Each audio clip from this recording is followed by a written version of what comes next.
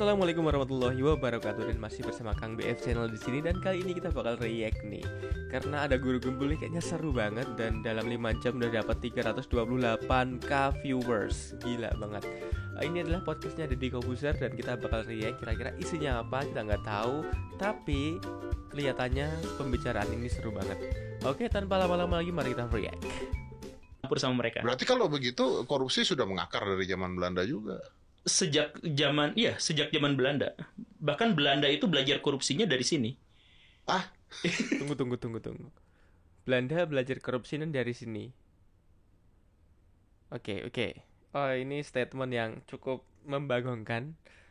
Karena kita tahu sendiri bahwa sepertinya menurut persepsi kita selama sejarah panjang kita belajar di SD SMP, itu Belanda yang mewariskan gen-gen korupsi itu. Kita nggak tahu, tapi kita dengerin lagi.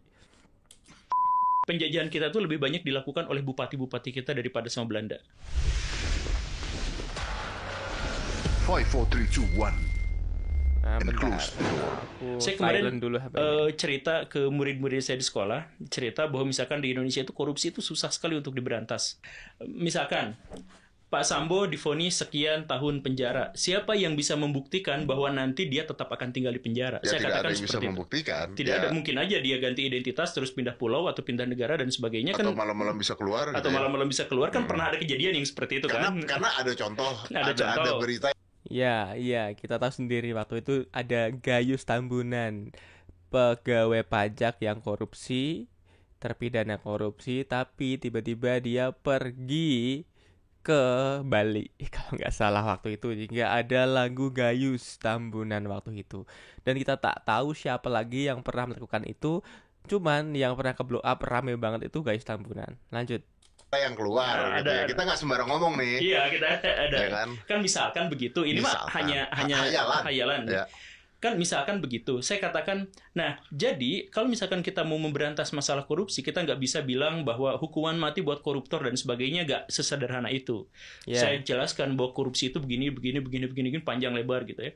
Kemudian saya tanya, sebagai guru kan setelah saya ajukan masalahnya, saya tanya, kira-kira menurut kalian apa solusinya?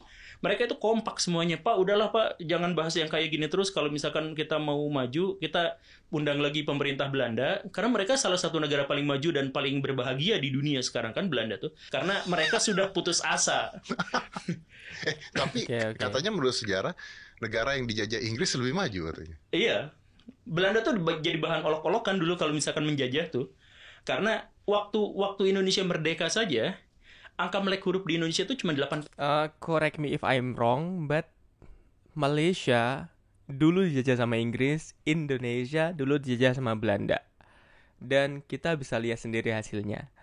Sekarang Malaysia kayak mana, sekarang Indonesia kayak mana. Ya, kita tahu sendiri. Kalian gak usah ngomong dari soal GDP, terus perekonomian dan lain-lain. Terus pembangunannya kita masih kayaknya, correct me if I'm wrong, kita masih tertinggal. Kayaknya. Tapi karena saya belum pernah ke Malaysia, ya sementara ini saya masih bisa mengatakan Indonesia udah cukup bagus. Oke, lanjut. Persen jajahan Belanda, jajahan Inggris tuh di atas 30% yang melek huruf tuh. Dari situ aja udah kelihatan bahwa yang dijajah Inggris tuh lebih enak.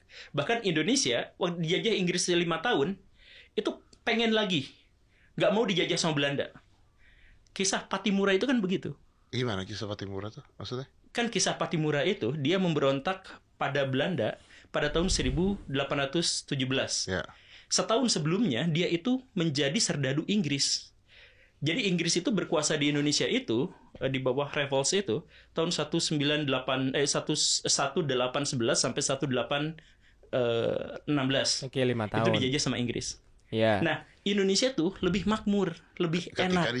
Ketika dijajah. Nah, ketika dijajah sama Belanda, orang-orang Maluku itu marah sama Belanda.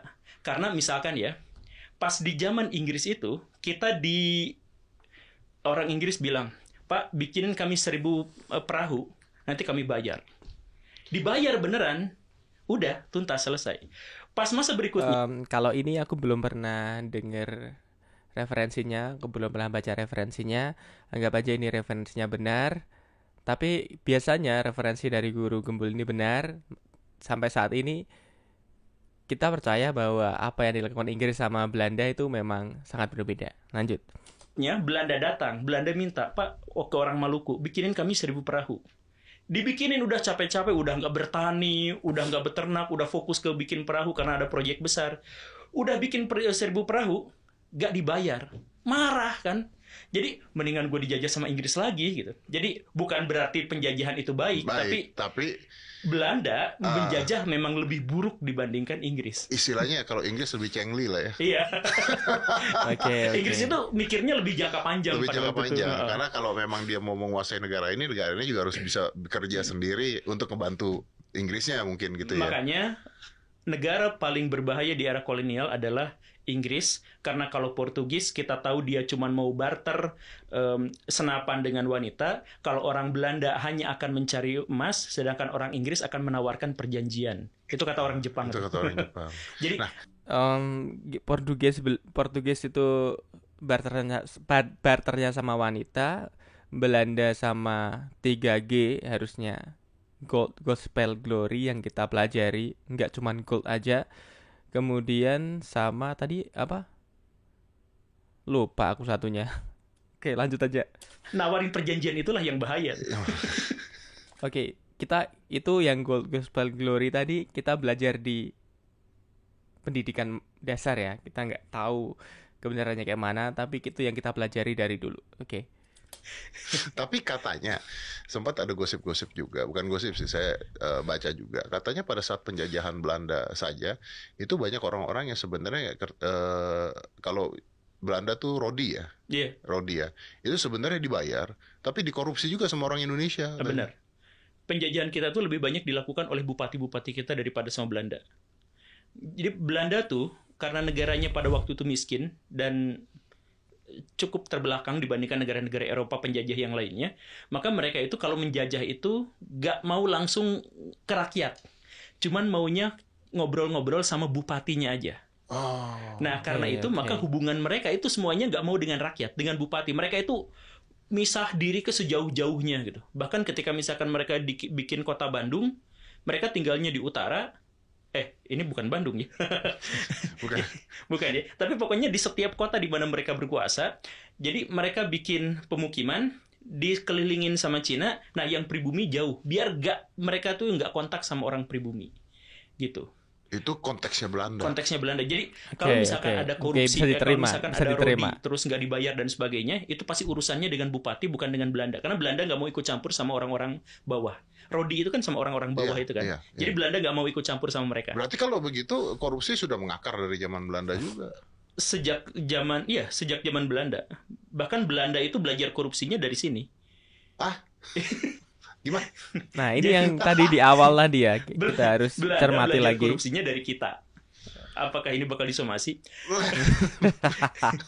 Tapi kan gini nih. Waktu Belanda datang ke Indonesia itu, dia sedang dalam proses perubahan dari merkantilisme berubah menjadi kapitalisme. Ismenya itu berubahnya dari situ. Jadi mereka tuh mikirin yang paling penting tuh bukan tanah, tapi duit.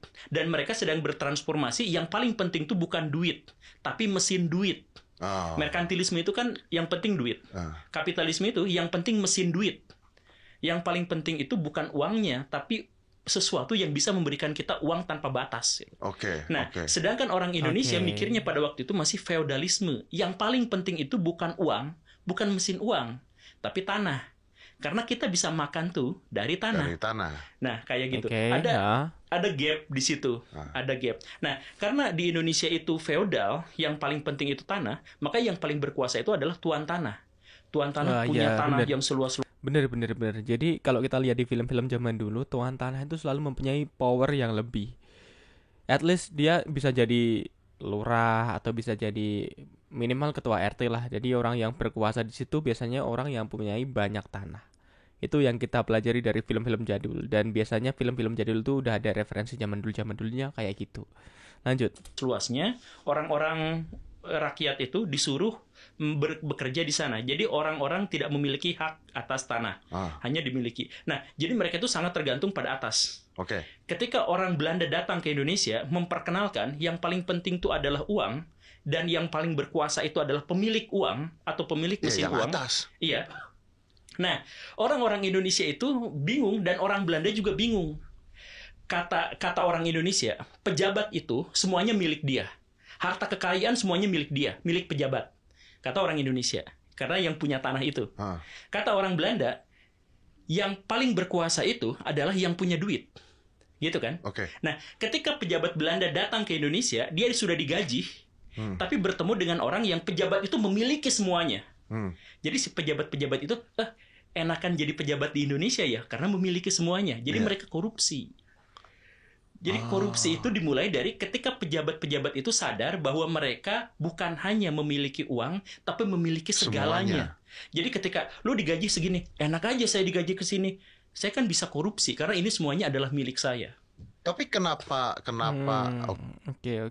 Jadi pembicaraan yang segmen ini, orang Indonesia itu yang petinggi-petingginya itu bisa dibilang mereka memiliki segalanya ya. Jadi dia memiliki pengaruh, dia memiliki tanah, terus apalagi ketika datang Belanda dia juga dikasih uang. Akhirnya dari banyak hal ini mereka mempunyai kesempatan untuk korupsi. Ya, jadi ada yang bilang bahwa power tends to corrupt, absolute power corrupts absolutely. Jadi bisa dibilang kekuasaan itu cenderung korupsi, cenderung orang-orangnya tuh yang mempunyai kekuasaan cenderung korupsi, dan kekuasaan yang mutlak itu pasti korupsi. Lanjut. Oke, saya paham nih Guru. Cuman kenapa konteks korupsi itu menjadi sesuatu yang agak membingungkan, bahkan masyarakat pun bingung, atau memang ketika Anda memiliki kuasa untuk korupsi maka orang akan menjadi koruptor. Dalam pengertian gini, biasanya yang korupsi ini kan bukan orang miskin. Iya, biasanya. Bukan orang susah. Iya. Yang korupsi ini kan karena kebutuhan, gitu kan, atau Bentar store. ya, aku agak mencerna perkataan dari Bu Kebuzer. Oke, lanjut. Gitu kan biasanya kan, atau ya, nah apa yang membuat seorang yang sudah kaya, punya kekuatan, punya jabatan, mobil ada 5, rumah udah besar, tapi masih mau korupsi? Apa yang dicari? Kan udah kaya. Minum dulu deh kayaknya. Aku juga mau minum. Itu membingungkan gitu. Nggak bisa. Karena maksudnya saya juga nyari duit gitu maksudnya. Saya juga nyari duit. Dan kalau mungkin di posisi saya gitu, kalau saya dibilang oke nih korupsi aja nih duit rakyat gini, kayaknya saya cukup deh nggak untuk tidak korupsi, masih bisa hidup enak gitu kan. Berarti kan ada faktor lain selain saya mau hidup enak kalau saya harus korupsi dong. Faktor itu adalah kesalahpahaman dalam memahami realitas. Realita yang gimana? Orang hidupnya sudah cukup, sudah enak. Nah, iya. Oke, mari kita jabarkan pertanyaannya dulu. Jadi kan orang yang korupsi itu kan biasanya orang-orang yang sudah kaya. Orang-orang yang sudah kaya, udah punya segalanya, tapi mengapa dia mau korupsi? Faktor apa yang membuat dia korupsi? Oke, jawaban dari Guru Gembul gini, lanjut. Itu, jadi gini, uang itu sebenarnya esensi dari uang itu sebenarnya adalah alat untuk membuat kita bahagia. Ya. Jadi ada orang yang percaya bahwa untuk dia bahagia dia harus terkenal. Ada orang yang percaya bahwa untuk bahagia dia harus punya pasangan yang ideal. Ada orang yang mengira bahwa untuk bisa bahagia itu adalah harus mencari uang sebanyak-banyaknya. Oh, jadi orang yang korupsi itu karena pasangan dia nggak ideal ya? Bukan. Oh, bukan. Bentar Todet, ini lagi dijabarkan ini. Kok tiba-tiba sentukannya nyela mencari celah yang bisa mengskakmat narasumber. Sabar. Ada orang yang bilang orang yang bahagia itu harus pasangan ideal, ada yang bilang harus famous, ada yang bilang harus kaya. Nah, itu bertiga. Ada lagi enggak? Atau sudah berhenti di sini gara-gara pertanyaan dari Kobuzer? Nggak tahu. Lanjut. Tapi bisa jadi sih. tapi maksud saya adalah gini. Nah, kan uang itu sebenarnya adalah alat untuk menggapai kebahagiaan. Betul. Ya. Nah, jadi konyol kalau ada orang yang mencari uang dengan mengorbankan kebahagiaan. Kan kebahagiaan itu dicari dengan kita dapat uang yang banyak. Kita dapat uang yang banyak, kita bahagia. Ada orang yang membuang kebahagiaannya demi uang. Kan kebalik. Dalam konteks ini kebalik. Tapi saya masih nggak ngerti gimana caranya orang membuang kebahagiaan itu. Nah, betul. Pertanyaan yang mau saya ajukan, Dedi. Bagus. Misalkan Lanjut. ada orang yang bekerja mati-matian, dia nggak seneng, misalkan ya, dia nggak seneng di pekerjaan ini, Tapi duitnya banyak. dia nggak seneng, nggak menikmati, nggak apa, sampai sakit-sakit, sampai akhirnya stroke, kena apa, kan banyak orang-orang yang Iya, iya, terjebak pada itu. Oke, gitu. oke. Tapi Jadi- duitnya banyak. Iya. Tapi kebahagiaannya hilang. Iya. Oke, ini logis sekali. Banyak orang yang benar-benar sudah stres di pekerjaan, tapi dia tetap berada di pekerjaan itu karena gajinya besar. Oke, aku bisa paham sekarang. Lanjut. Makanya Oh. uang itu adalah budak yang baik, tapi majikan yang buruk. Kan ada Iya, ada iya, yang iya. Oke, ada quotes ya, seperti ya. itu. Nah, kalau misalkan ada orang, kenapa orang itu harus korupsi padahal duitnya udah banyak? Karena dia belum bahagia dan dia berpikir bahwa bahagia itu adalah dengan mengumpulkan uang sebanyak-banyaknya. Oke. Kan Tapi Jadi- kan udah cukup. uangnya udah cukup, dia belum bahagia gitu. Kan bahagia itu beda sama uang banyak kan? Bahagia itu lebih abstrak kan? Lah, Jadi- bahagianya apalagi kalau uangnya udah cukup? Ya kalau misalkan Iya, ada orang yang Benar, sudah benar, sangat benar. kaya tapi dia belum berbahagia. Ada orang misalkan kayak Tapi kalau dia tambah kaya juga nggak ada hubungannya dengan dia bahagia dong. Kalau uangnya udah banyak dia belum bahagia tuh. iya memang uang itu kan uang itu salah satu sarana kita untuk bisa bahagia. Ya. Salah satu sarana. Saya Oke, gini, kalau oke. saya ditanyanya saya, apakah uang bisa membeli kebahagiaan? Saya mah belak-belakan aja, jujur saya Bisa. mengatakan bisa. Bisa, memang bisa. Iya. Jadi kalau orang ngomong uang nggak bisa memberikan Anda kebahagiaan tuh bohong menurut saya. Iya, Betul. Karena dengan uang, kita bisa Bisa membeli jalan-jalan. Iya. Bisa beli waktu, bisa jalan-jalan, bisa beli apa yang kita inginkan untuk membuat kita bahagia. Ya, uang kayak gitu. Waktu. Itu Lanjut. penting sekali, ya kan? Waktu dalam pengertian maksudnya kalau kita jalan kaki sama kita punya motor, udah cepetan kita punya motor, Iya. udah sederhana gitu kan. Iya. Kalau kita punya uang, kalau kita sakit, nggak nungguin BPJS contohnya, Ya, oke, oke. lebih cepat sembuhnya mungkin gitu Ya, kan. oke, lanjut. Dokternya bisa lebih baik, Iya. obatnya bisa lebih baik, Pelayanannya lebih baik. pelayanannya lebih baik. Betul. Iya dong, ya Iya. kan. Betul. Terus kalau misalnya kita sedih, ya kita ada rumah, ada atapnya, sedih nggak kehujanan gitu Iya. kan. Uang bisa dan uang bisa membantu orang lain. Betul. Dan itu juga memberikan kebahagiaan kita ketika kita membantu orang lain. Iya, Nah, betul. sekarang Ya, betul. kalau uangnya sudah banyak, sudah cukup, kan sudah selesai. Kenapa masih ada Nggak, yang saya korupsi? bilang tadi itu, Uangnya udah banyak, uangnya udah cukup, tapi mengapa masih ada korupsi? Pertanyaan bagus. Lanjut. uang itu hanya salah satu di antara sekian banyak. Ya, kalau gitu lu jangan korupsi dong. Lu Iya. kawin-kawin lagi aja gitu cari kebahagiaan yang lain. Ya itulah, jadi kan ada, ya itu kebahagiaannya itu adalah kebahagiaan yang karena dia gagal untuk memahami realitas, jadi dia nggak ngerti bahagia itu apa gitu. Jadi dia tuh kumpulin aja uang sebanyak-banyaknya, atau dia kawin sebanyak-banyaknya, atau apa, kan biasanya kalau udah itu kan akhirnya simpenannya banyak gitu, duitnya banyak, apa-apanya banyak. Nah, uang bisa nggak digunakan untuk membeli kebahagiaan. Uang bisa digunakan untuk membeli fasilitas untuk berbahagia. Ya, betul. Membahagiakan Betul. diri sendiri. Nah, tapi itu hanya satu faktor, bukan yang lainnya. Kebahagiaan itu benar-benar abstrak dan sangat subjektif. Kebahagiaannya saya Betul, dengan betul. bahagianya Pak Deddy sangat berbeda. Walaupun kita misalkan sama-sama punya uang yang banyak, misalkan seperti itu. Iya, Dan betul, betul. Misalkan ada orang-orang yang paling kaya di dunia gitu, kayak si Elon Musk kemarin udah kehilangan duit sekian triliun, sahamnya habis gitu. Habis sahamnya. Masih seneng-seneng Dan aja dia tuh nggak terlalu Elan. peduli dengan itu karena dia pikir Betul. dia bisa ngambil duit nanti kapan-kapan lebih banyak lagi dan sebagainya. Dia udah nggak peduli soal duitnya lagi. Dia Oke. kebahagiaannya itu ada pada pekerjaannya itu. Iya, iya, iya. Dia gila kerja. Pak Deddy misalkan gila kerja. Kalaupun misalkan si pekerjaan itu bikin dia capek, bikin apa, tapi ya happy di sana. Iya, walaupun nggak ada duitnya kadang-kadang kita kerjakan gitu Kita kan. happy di situ. Iya. Nah, Yes. berarti subjektif sekali kan? Kebahagiaan subjektif. Kebahagiaan Iya, itu betul. subjektif sekali. Betul. Ada orang Betul, yang betul. bisa bahagia ketika dia meluangkan banyak waktu untuk keluarga. Ada orang yang bisa berbahagia ketika dia produktif. Iya, iya. Dan Betul, lain betul, sebagainya. betul. Betul. Jadi ada banyak hal untuk membuat orang bahagia, itu benar-benar subjektif. Kadang-kadang anak kecil tuh nggak punya uang, tapi dia bisa main hujan-hujanan, bisa main sepak bola sama teman-temannya, itu mereka bahagia. Ada orang yang memang dia sedih, terus dia punya pekerjaan yang bagus dan dia suka sama pekerjaan itu, terus akhirnya dia pas sedih lebih senang bekerja, itu juga ada. Ada pula orang yang sukanya sama wanita, jadi semakin banyak wanita dia semakin bahagia. Jadi memang kebahagiaan itu memang abstrak menurut kita, tapi uang bisa memfasilitasi kebahagiaan itu. kebanyakan yang bisa dilakukan uang seperti itu. Lanjut.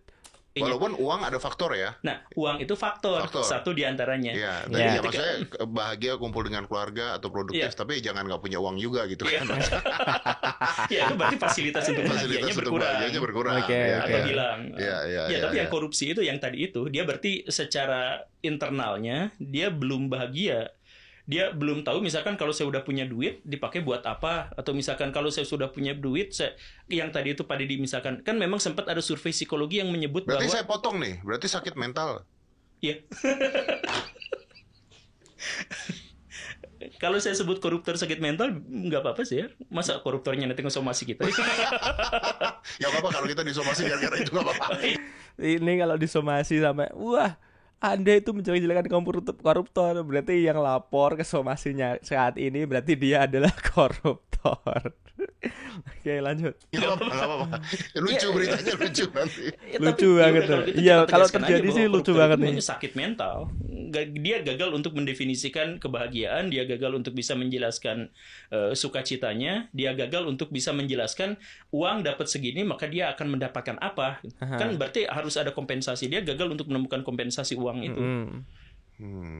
Ini kita ngomong kesana kesini nggak apa-apa sih dari tadi kita dari korupsi. Ya, tapi karena menarik enggak, ini masih dalam koridor. Ini enggak kesana kemari, tapi ini masih dalam koridor. Tadi faktor yang menentukan kebahagiaan. Oke. Salah satunya adalah uang, karena tadi berasal dari mengapa kok orang udah kaya itu korupsi. Pertanyaan awalnya seperti itu. Lanjut. Nah, kalau kita bicaranya tentang koruptor dan sebagainya, kan kadang-kadang kebahagiaan itu ada yang bukan hanya uang, tapi kekuasaan juga bisa memberikan kebahagiaan. Iya. Contohnya. Bisa. Ya, makanya orang-orang berebut kekuasaan. Iya. Mengorbankan hartanya. Nah. Belum tentu menang gitu kan. Nah, ada yang seperti itu. Karena saya tahu tuh, saya punya saudara gitu, misalnya mau jadi lurah atau camat aja harus keluar duit banyak tuh. Bikin baliho, bikin apa. Iya. Begitu nggak menang stres, dia duitnya udah keluar banyak gitu kan. Bahkan katanya ada yang sampai ngutang miliaran, terus kalau pas nggak jadi akhirnya dia gila. Dan masih banyak lagi kejadian-kejadian pas pileg beberapa tahun yang lalu lah. Pas pileg dia udah jor-joran, dia udah ngeluarin harta banyak, akhirnya nggak jadi. Bahkan ada karpet yang disumbangkan ke banyak orang ditarik kembali. Ada banyak kok. Lanjut. Nah, tapi apa yang dicari gitu, karena kekuasaan kadang-kadang bisa memberikan seseorang kebahagiaan. Keluarga bisa memberikan seseorang kebahagiaan. Nah, kalau kita bicaranya tentang kebahagiaan, artinya kebahagiaan yang mutlak tuh nggak ada dong ya. Ya, selama kita di dunia ya nggak ada lah. Nggak ada ya? Nggak ada. Kita sebagai manusia kita terbatas untuk semua hal. Uang kita terbatas, fisik kita terbatas, usia kita, waktu kita semuanya terbatas, dan karena itu kebahagiaan kita juga tentu saja terbatas. Tapi ya senang kalau misalkan kita bisa hidup berbahagia dan memberikan kebahagiaan sebanyak-banyaknya kepada orang. Iya. Dan dalam survei psikologis kan memang dijelaskan yang paling membuat kita bahagia adalah ketika kita mampu memberi kepada orang lain dan orang lain itu turut berbahagia. Itu kita naik banget kan, kebahagiaannya itu senang banget. Iya, benar. Jadi ayo kita sama-sama berbagi gitu. Ya tapi benar loh. Gue maksudnya ketika kita nolong orang gitu ya, ketika kita ngeliat ada orang lapar gitu ya, terus kita bantu dia, itu sebenarnya ngasih kita dopaminnya, ngasih ke kita loh. Iya, benar. Kita merasa bahwa kita kalau nggak bantu malah kita kepikiran loh. Iya, betul. Betul. Kita tertekan ketika ada orang yang minta bantuan ke kita dan kita punya uang. Kita punya gitu. Ya kalau kita nggak punya urusan. Kalau kita nggak punya ya mohon maaf gitu kan. Iya, rasa bersalahnya besar kan. Iya. Kenapa kita nggak bantu gitu kan? Itu ada nurani dalam diri kita kan. Iya, itu sangat amat mengganggu benar. Karena saya pernah kejadian juga. Saya pernah kejadian bahwa ada saudara lah atau apa gitu, dia sempat minta bantuan ke saya karena harus operasi, tapi minta bantuannya telat. Oh. Jadi maksudnya karena saya ada di luar negeri pada saat itu. Bukan yang kemarin. Bukan. Ini udah bertahun-tahun yang lalu. Saya ada di luar negeri, terus dia nggak bisa kontak saya karena handphone mati. Saya beli SIM card luar kan pada saat itu, di SIM card luar. Terus saya pulang, terus dia cerita dia butuh bantuan pada saat itu. Nggak banyak, uangnya nggak banyak. maksudnya butuh bantuannya itu nggak besar lah, karena memang hanya untuk bisa dihandle. Bisa dihandle lah. Maksudnya saya gampang untuk handle segitu. Meninggal.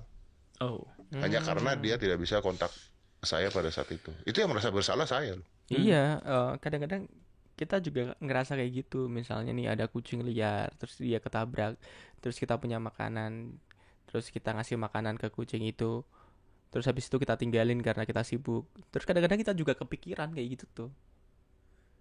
Yang merasa bersalah kita, gimana sih? Oh, kucingnya gimana ya? Terus pas kita kesana lagi ternyata kucingnya udah hilang. Itu kita yang ngerasa bersalah. Lanjut. Ya, saya aja ngerasa. Iya, maksudnya bebannya, ya kenapa kemarin handphone gue matiin ya? Kenapa? Karena meninggal ya. Iya. Karena meninggal ya. Kalau hidup baik-baik saja ya sudah gitu kan. Iya. Itu yang merasa bersalah jadi saya, karena maksudnya kalau handphone itu nggak mati harusnya ada satu nyawa tertolong. Itu kan lucu gitu. Iya. Hal yang terjadi seperti itu kan lucu gitu. Nah, makanya saya tidak bisa terima ketika orang korupsi, kecuali korupsi itu buat bagi-bagi orang miskin gitu ya. Robin Hood gitu. Ya nggak bisa lah, nggak bisa. Nggak ya. Mana bisa? Ya kalau kita mengkorupsi, misalkan kalau kita mengkorupsi koruptor, ya mungkin saja. Tapi kan yang kita korupsi itu adalah uang rakyat juga.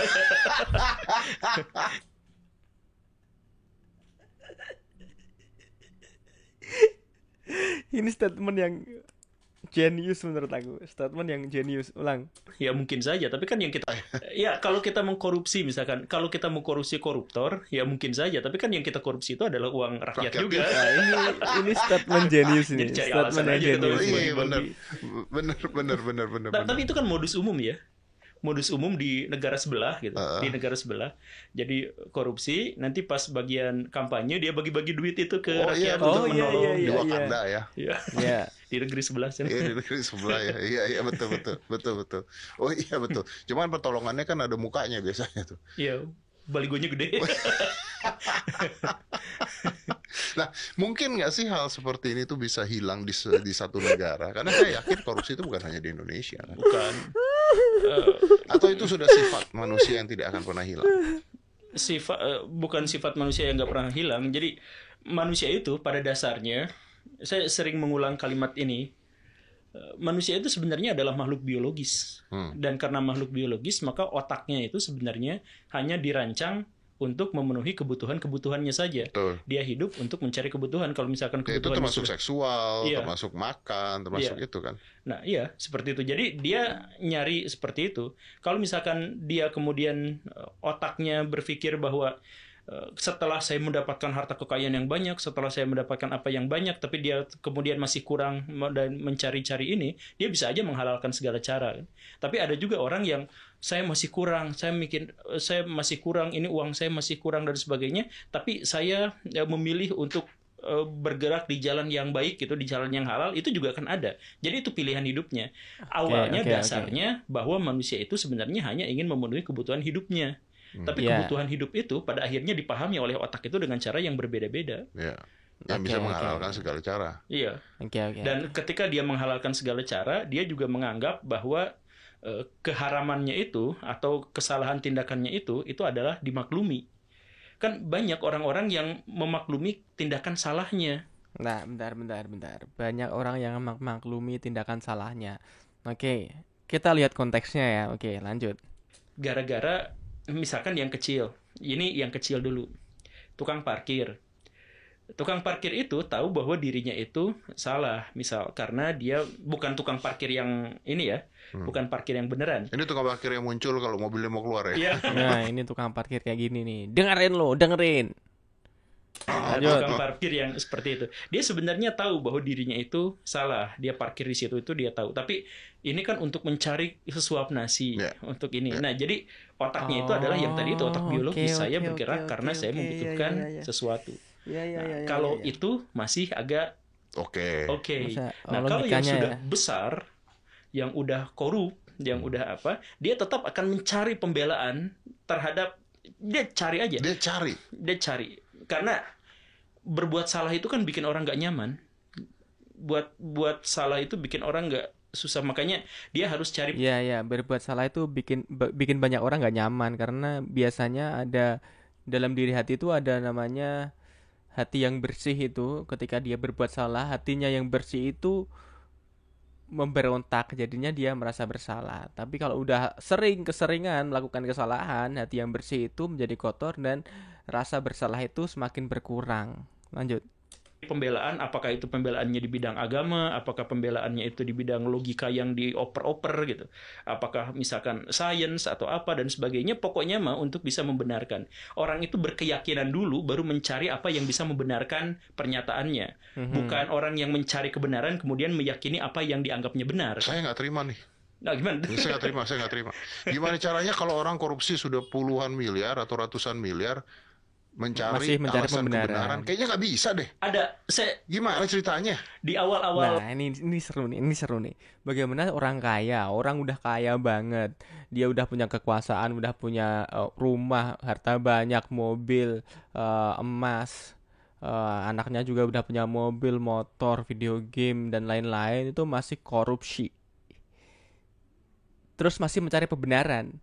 Nah, ini kita denger ya. Oke, lanjut. Reformasi itu ada seorang koruptor besar di Indonesia, kemudian dia ditahan, kemudian pas dia di sidang itu, keluarganya itu bikin selamatan. Ustadz datang pengajian untuk doa sama-sama semoga dia dibebaskan dari tuduhan. Bentar. Koruptor ngundang kiai, ngundang ustadz buat doa biar dia bebas. Tunggu. Oke. Aduh, aku nggak nyampe. Lanjut. Korup, dia udah jelas korup. Lalu apa yang dia katakan?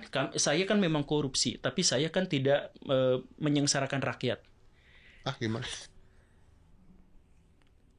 Logika Anda itu gimana? Logikanya di mana? Hei, orang korupsi itu udah pasti merugikan rakyat, menyengsarakan rakyat. Contoh, aspal yang nggak korupsi itu jadi jalannya berlubang, jadi banyak pelek yang peok, banyak orang jatuh, itu jelas menyengsarakan rakyat. Terus,